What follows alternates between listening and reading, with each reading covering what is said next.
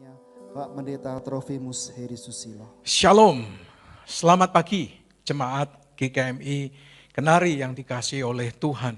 Mari kita bersama-sama menaikkan syukur kepada Tuhan karena kasih dan anugerah yang Tuhan telah limpahkan kepada setiap kita. Nah, puji Tuhan, saudara, hari ini kita dapat bertemu kembali dalam ibadah minggu GKMI Kenari pada pagi hari ini. Sekalipun ibadah yang disertai dengan perjamuan kudus ini dilaksanakan secara virtual.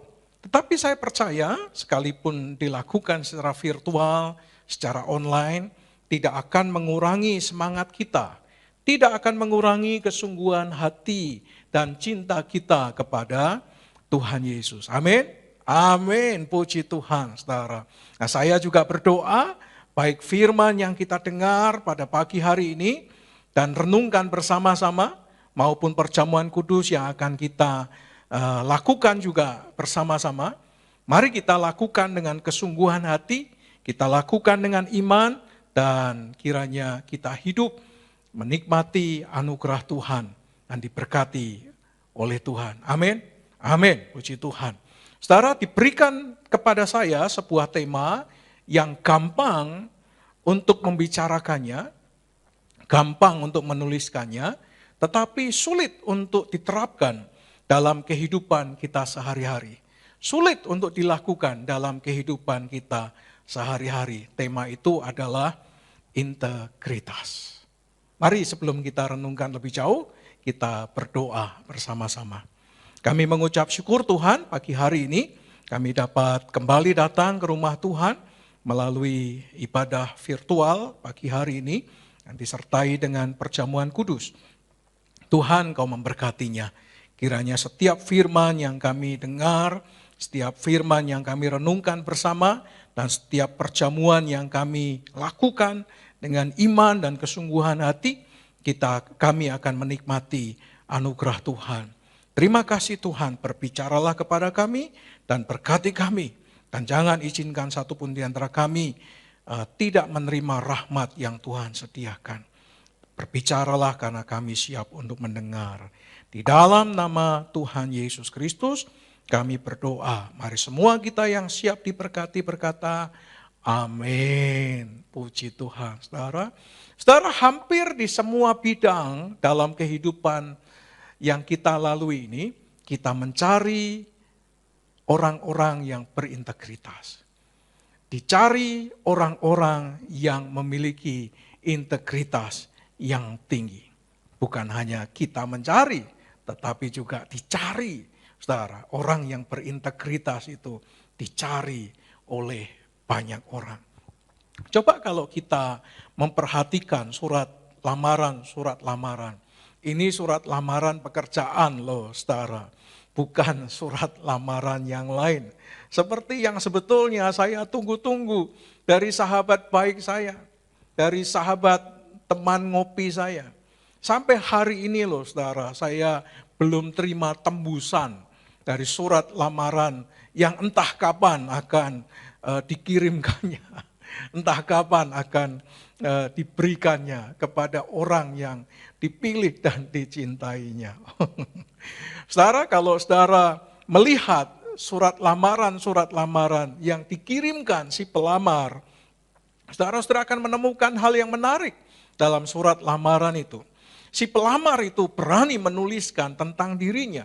Dia mengatakan dalam surat lamaran itu bahwa dia adalah seorang yang pekerja keras. Wih, luar biasa.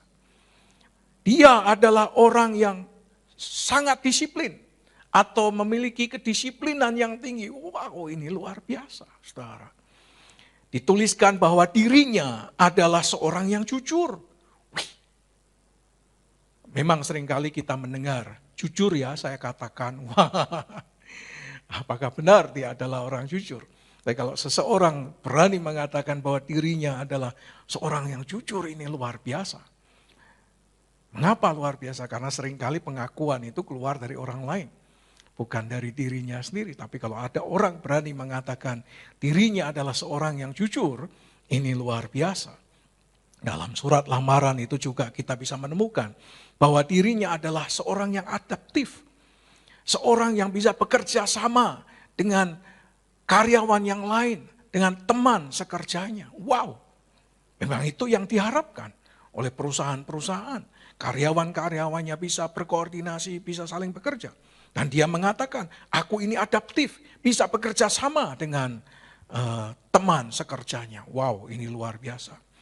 Dia masih banyak lagi cerita yang lain, saudara, untuk mereferensikan dirinya dengan gambaran tentang dirinya yang baik, untuk menguatkan agar lamarannya itu diterima. Dan dia bisa bekerja menjadi karyawan di tempat di mana dia melamar. Saudara, walaupun pada kenyataannya tidak seindah apa yang dituliskannya, tidak seindah seperti yang digambarkannya. Realitas hidupnya jauh dari apa yang tertulis dalam surat lamaran itu. Baru bekerja sebulan, sudah keluar, saudara. Baru sebulan kerja, sudah bertengkar dengan teman sekerjanya. Padahal dia berkata adaptif, bisa bekerja sama. Tapi kenyataannya tidak bisa bekerja sama. Belum ada sebulan kerja, sudah perusahaan itu sudah kehilangan ini, sudah kehilangan itu. Sebelum dia bekerja tidak ada masalah. Tapi setelah bekerja ada masalah. Tidak seindah apa yang dituliskannya. Jadi saudara, integritas itu tidak hanya untuk dituliskan. Integritas itu tidak cukup hanya diucapkan, saudara. Tetapi lebih jauh daripada itu, integritas itu harus diaplikasikan, diterapkan dalam realita kehidupan nyata yang dia hidupi dimanapun dia berada, saudara.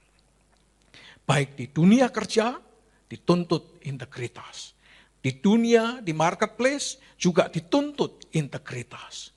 Di dunia politik apalagi, dituntut seorang politikus yang memiliki integritas. Tapi kenyataannya toh tidak seperti yang dibayangkan atau diharapkan. Bahkan di rumah Tuhan pun diharapkan seorang pelayan, seorang hamba Tuhan, seorang majelis yang memiliki integritas.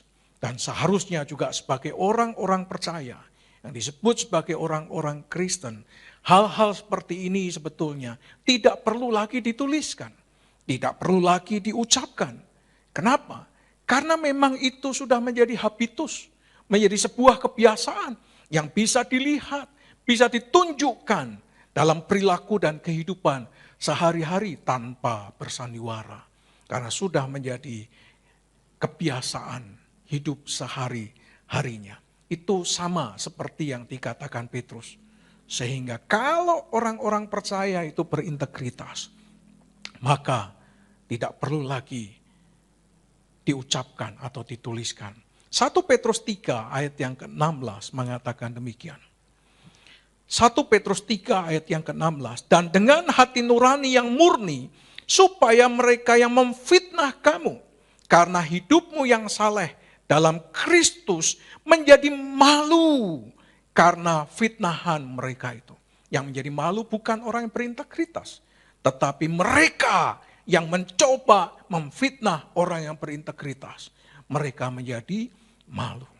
Orang-orang percaya yang berintegritas pasti akan mempermalukan orang-orang yang mencoba untuk menjatuhkan dirinya. Tapi orang-orang yang tidak berintegritas gampang digoyang, gampang dijatuhkan, saudara. Integritas anak-anak Tuhan itu harusnya jelas, teruji kualitasnya. Sama seperti Yusuf. Teruji ketika di rumah Potifar, teruji ketika di rumah tahanan, juga teruji ketika dia ada di istana Kaisar. Sebagai orang kedua setelah Firaun, teruji. Integritas saudara dan saya sebagai hamba Tuhan, sebagai majelis, sebagai jemaat, sebagai orang percaya dimanapun harusnya jelas dan teruji kualitasnya. Saudara, kalau kita membaca Alkitab sesuai dengan perikop yang diberikan, maka di dalam Mazmur 15 ayat 1 sampai dengan ayat yang kelima, kita akan mengerti bahwa mencari orang-orang yang berintegritas itu bukan hanya di dunia kerja. Dunia kerja tidak hanya mencari orang-orang yang berintegritas. Marketplace bukan hanya marketplace saja yang mencari orang-orang yang berintegritas. Bukan hanya di dunia politik, bukan hanya di dunia pelayanan atau di gereja. Tetapi Tuhan pun ternyata mencari orang-orang yang berintegritas juga. Coba perhatikan saudara, Mazmur 15 ayat 1 sampai dengan ayat yang kelima mengatakan demikian. Siapa yang boleh datang ke rumah Tuhan? Mazmur Daud, Tuhan, siapa yang boleh menumpang dalam kemahmu? Siapa yang boleh diam di gunungmu yang kudus? Yaitu dia yang berlaku tidak bercela, yang melakukan apa yang adil, dan yang mengatakan kebenaran dengan segenap hatinya, yang tidak menyebarkan fitnah dengan lidahnya, yang tidak berbuat jahat terhadap temannya, dan yang tidak menimpakan cela kepada tetangganya, yang memandang hina orang yang tersingkir, tetapi memuliakan orang yang takut akan Tuhan, yang berpegang pada sumpah walaupun rugi, yang tidak meminjamkan uangnya dengan makan riba, dan tidak menerima suap melawan orang yang tidak bersalah. Siapa yang berlaku demikian tidak akan goyah selama-lamanya. Saudara lihat pemazmur, saudara. Pemazmur bertanya, Tuhan, siapakah yang boleh menumpang di kemahmu? Tuhan, siapa yang boleh diam di gunungmu yang kudus? Saudara, pemazmur memberikan 9 kualifikasi atau 11 bahkan kualifikasi untuk mereka yang boleh menumpang di kemah Tuhan, yang boleh diam di gunung Tuhan yang kudus. Yang pertama, saudara, yang melakukan segala sesuatu yang tidak bercela. 2, yang melakukan keadilan. 3, yang mengatakan bukan hanya jujur, tetapi juga kebenaran. 4, yang tidak menyebarkan kabar bohong atau fitnah dengan kata-kata yang tidak baik. Yang tidak melakukan kejahatan kepada teman, dan tidak melakukan hal yang buruk kepada tetangganya. Yang menghormati orang-orang yang takut akan Tuhan. 7, yang berpegang teguh pada janji walaupun rugi. Yang tidak meminjamkan uang dengan riba. 9, yang tidak menerima suap. Ditambahkan oleh penulis Amsal mengatakan tidak malas. Ditambahkan oleh Paulus, orang yang melakukan segala sesuatu yang standarnya adalah untuk Tuhan. Dialah orang yang berintegritas. Saudara, inilah 9 atau bahkan 11 ciri kualifikasi orang yang berintegritas, yang layak menumpang di kemah Tuhan, yang layak diam di gunung Tuhan yang kudus. Saudara, Tuhan mencari orang yang berintegritas, bukan hanya dunia, bukan hanya marketplace, bukan hanya dunia politik, bukan hanya di tempat kerja, tapi Tuhan juga mencari orang yang berintegritas. Saudara, apabila kita melihat daftar sebagaimana disampaikan oleh pemazmur, Amsal, dan bahkan oleh Paulus kepada jemaat di Kolose, maka kita tahu, saudara, bahwa ternyata memiliki kehidupan yang berintegritas itu tidak mudah, saudara. Memiliki kehidupan yang berintegritas itu sulitnya luar biasa. Mengapa sih integritas itu begitu pentingnya? Dan harus dimiliki, dihidupi, khususnya oleh orang-orang yang percaya, atau orang-orang Kristen. Yang pertama, saudara, kalau saudara membaca terjemahan bahasa Indonesia masa kini, atau firman Allah yang hidup, maka mereka menerjemahkan dengan terjemahan yang bagus. Menggambarkan suasana kehidupan orang-orang yang memiliki kehidupan yang berintegritas. Jadi suasana kehidupan orang yang berintegritas dikatakan oleh terjemahan bahasa Indonesia masa kini, hidupnya tentram. Wow. Oleh firman Allah yang hidup, dia dapat berdiri teguh selama-lamanya. Saudara. Saudara, orang yang berintegritas, orang yang memilikinya dan menghidupinya, hidupnya tenang, saudara. Hidupnya tentram, sama seperti yang dikatakan oleh Petrus tadi. Tidak ada seorang pun yang bisa menggoyahkan hidupnya. Yang mencoba memfitnah pun malu. Yang mencoba menjatuhkannya pun malu. Yang mencoba untuk merendahkannya pun malu. Karena integritas membuat dia nyaman dengan hidupnya. Dia berbahagia. Dia tidak akan gelisah dengan kesalahan yang dia lakukan. Dia tidak akan khawatir. Dia tidak akan cemas. Karena memang dia tidak melakukan. Dia hanya melakukan apa yang berkenan di hadapan Tuhan. Jadi orang yang berintegritas adalah orang yang tentram hidupnya. Mengapa penting integritas? Karena integritas membuat orang hidup dalam ketenangan, ketentraman, dan damai sejahtera yang luar biasa. Amin. Jadilah orang yang berintegritas. Maka hidupmu akan tenang, tentram, saudara. Yang kedua, memiliki integritas itu penting. Kenapa? Karena orang yang tidak memiliki integritas adalah orang-orang yang tidak pernah punya keinginan untuk maju, saudara. Atau mereka tidak dapat berkembang hidupnya. Mereka tidak maju kehidupannya. Selalu ketinggalan. Dan mereka seringkali menjadi orang yang gagal. Mereka ketinggalan dengan orang-orang yang memiliki integritas. Saudara, kenapa memiliki integritas itu penting? Karena orang yang memiliki integritas adalah orang-orang yang pasti memiliki kehidupan yang maju. Orang-orang yang memiliki integritas adalah orang-orang yang pasti berkembang, saudara. Orang-orang yang berintegritas adalah orang-orang yang pasti memiliki kehidupan yang jauh lebih banyak dalam segala hal dibandingkan orang-orang yang tidak berintegritas. Orang yang tidak berintegritas adalah orang yang tidak pernah maju dalam hidupnya. Sudah bisa lihat mereka tidak pernah berkembang dengan baik. Orang yang berintegritas sedang merencanakan masa depan hidupnya menjadi lebih baik. Kenapa integritas penting? Karena integritas membuat hidup kita maju, hidup kita berkembang, menikmati kehidupan jauh lebih baik dibandingkan mereka yang tidak memiliki integritas. Yang ketiga, yang terakhir, saudara.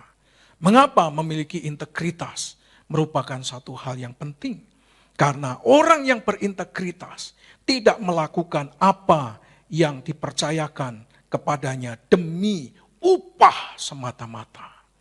Saudara, orang yang berintegritas adalah orang yang bukan hanya mengorientasikan hidupnya demi upah, demi uang, demi kekayaan semata-mata. Tapi dia memiliki integritas demi ketaatannya kepada Tuhan. Dia memiliki ketaatan sebagai hamba dari Kristus Yesus. Dia berintegritas karena dia ingin mentaati apa yang menjadi perintah Tuhan dalam hidupnya. Itu sama seperti yang disampaikan oleh Petrus. Petrus mengatakan demikian, hiduplah sebagai orang merdeka dan bukan seperti mereka yang menyalahgunakan kemerdekaan itu untuk menyelubungi kejahatan-kejahatan mereka. Tetapi hiduplah sebagai hamba Allah. Jadi orang yang berintegritas bukan hanya mengejar kekayaan. Kekayaan adalah bagian yang menjadi kebutuhan, tapi bukan yang utama. Yang utama dalam hidupnya adalah mereka hidup sebagai hamba Allah di hadapan Tuhan. Supaya layak tinggal menumpang di kemah Tuhan. Supaya layak tinggal di gunung Tuhan yang kudus. Jadi orang yang berintegritas tidak hanya mengejar kekayaan, upah semata-mata. Tapi dia ingin mendedikasikan hidupnya sebagai hamba Allah. Yang melakukan segala sesuatu untuk menyenangkan hati Tuhan. Yang adalah tuannya sendiri. Amin. Saya berdoa di tempat ini, di rumah saudara, di gereja ini, muncul orang-orang yang berintegritas. Yang menikmati ketentraman, yang menikmati penyertaan Tuhan, dan yang menikmati masa depan yang penuh dengan harapan. Amin. Amin. Mari persiapkan hati kita untuk menikmati perjamuan kudus.